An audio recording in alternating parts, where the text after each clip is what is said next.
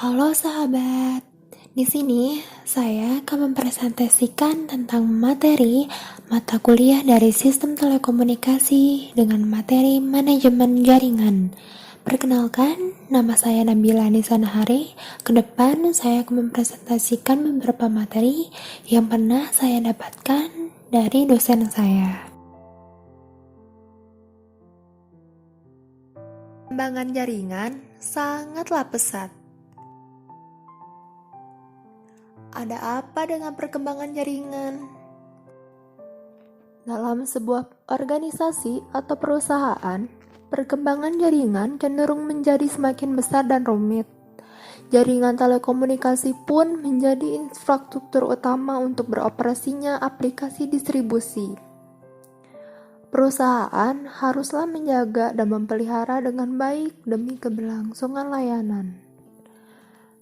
Berbeda dengan dulu, awalnya, jaringan komputer sangatlah sederhana, terdiri atas satu atau lebih mainframe yang terkoneksi dengan beberapa peripheral.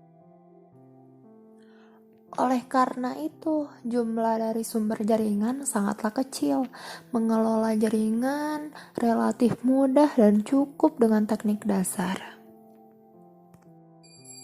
Tidak ada salahnya jika kalian berasumsi semakin besar jaringan, semakin banyak kendala. Kendala sangatlah banyak. Kita ambil beberapa. Yang pertama, masalah teknis jaringan. Yang kedua, pengaturan dan pengawasan terhadap administrasi jaringan. Yang ketiga, instalasi pengembangan segmen jaringan dan pengaturan lalu lintas data yang padat. Keempat, pemeliharaan media transmisi dan pelindungan terhadap data.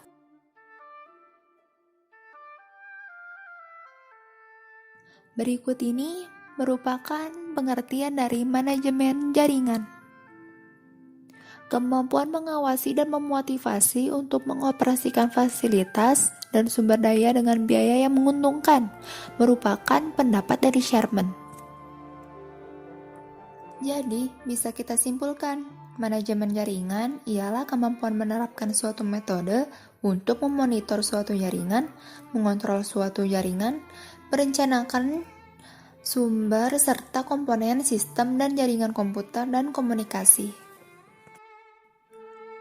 Beberapa faktor membuat kita perlu melakukan manajemen jaringan, seperti penekanan biaya, kurangnya pengalaman, penanganan kegagalan, dan fleksibilitas. Faktor pertamanya itu adalah infrastruktur. Ya, internet itu pada dasarnya membutuhkan infrastruktur. Sebuah perusahaan harus membangun kabel telepon, kabel fiber optik, hingga tiang pemancar yang harganya M-an hanya untuk bisa streaming video ini dengan lancar. Perkembangan internet pun sebanding dengan infrastruktur lainnya. Jalan raya kita masih banyak yang bolong, jembatan masih banyak yang reot, bahkan sampai masih banyak desa yang listrik aja nggak punya. Artinya apa? Membangun infrastruktur itu nggak murah dan membutuhkan duit yang sangat banyak. Ya, alasan yang paling klasik.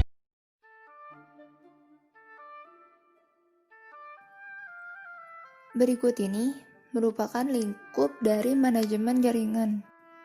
Manajemen performansi ialah kegiatan yang diperlukan untuk menilai indikator performansi operasi jaringan secara berkesinambungan.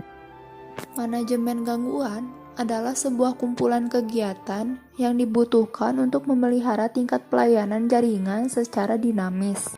Manajemen konfigurasi ialah kegiatan yang menyediakan fungsi untuk mengendalikan dan mengenali unsur jaringan.